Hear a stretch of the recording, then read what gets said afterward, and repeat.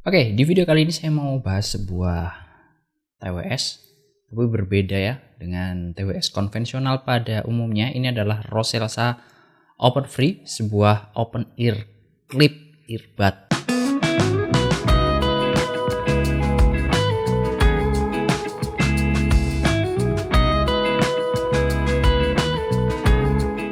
Hai semua, balik lagi di YouTube. Ini adalah Open Free, sebuah TWS tanpa karet seperti namanya ya. Jadi nggak pakai ear tips.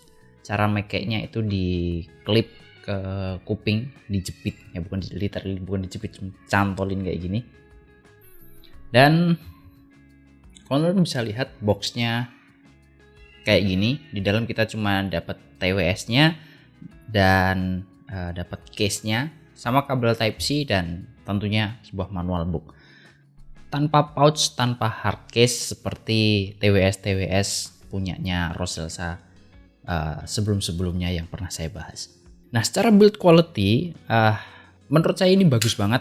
Case-nya clean, halus, finishingnya cakep, engsel buka tutupnya ini juga mantep, firm.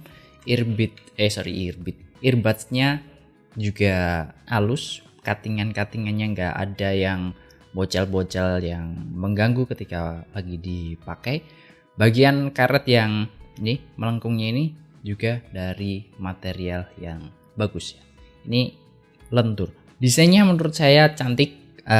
Case-nya walaupun secara warna cuma hijau, tapi ini termasuk two tone.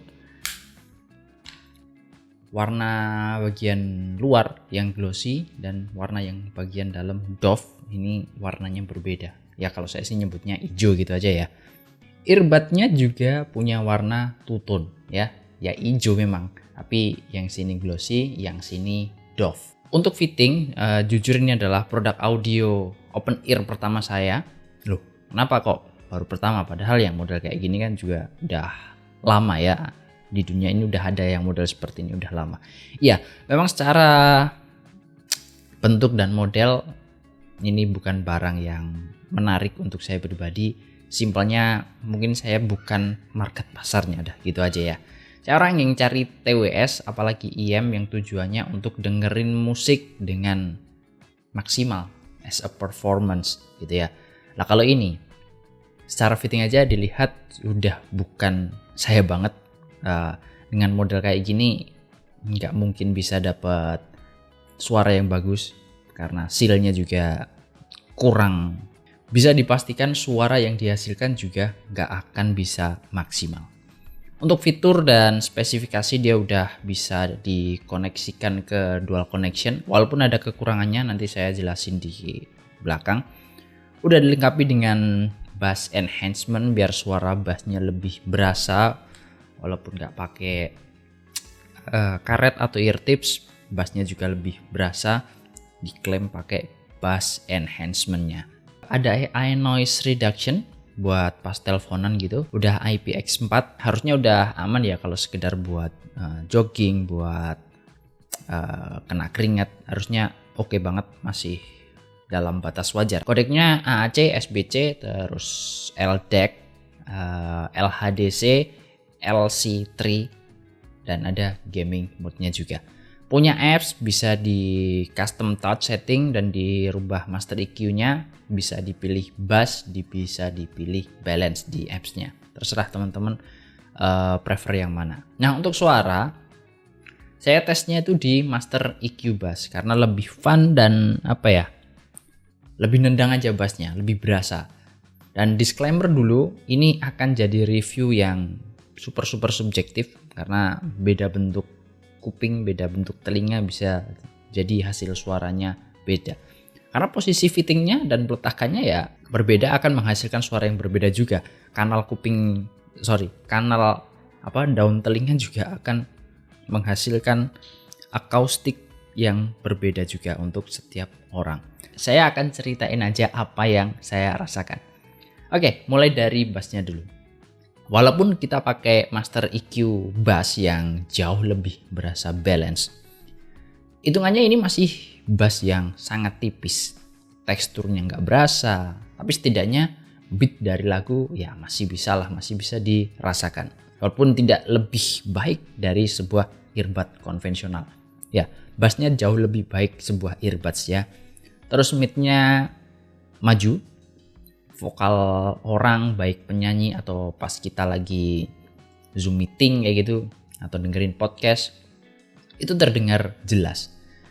Tinggal kalau kurang kenceng ya naikin aja untuk volumenya. Atau sesimpel benerin fittingnya. Siapa tahu geser kah atau melorot kah gitu ya. Karena ya seperti yang saya bilang sebelumnya, beda kuping, beda resonansi untuk hasil suaranya.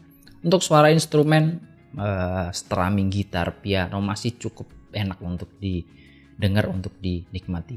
Untuk treble gak ada feel nusuk, gak ada kasar juga enggak. Masih berasa cering-ceringnya, simbal ceringnya, cerasnya juga masih renyah. Gak ada komplain sih untuk bagian treble-nya.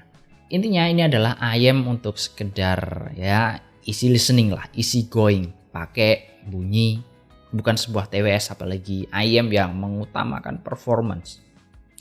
Lebih oke, lebih nyaman ketimbang TWS yang pakai karet dan mengaktifkan fitur yang bisa dengar dari luar ini, hear through kayak gitu.